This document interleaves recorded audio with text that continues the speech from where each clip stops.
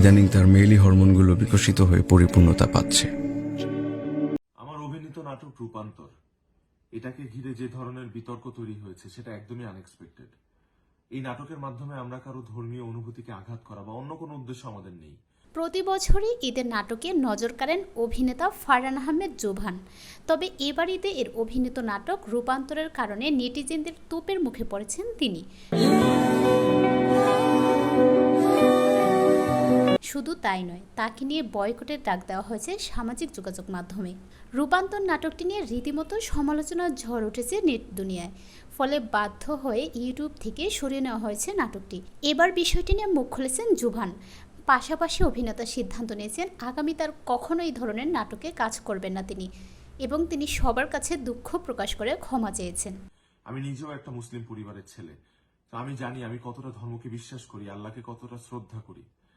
তো এই নাটকের মাধ্যমে আমরা কোনো কিছু নর্মালাইজ করা বা কোনো কিছু স্ট্যাবলিশ করা বা প্রমোট করা, এরকম কোনো উদ্দেশ্যই আমাদের ছিল না।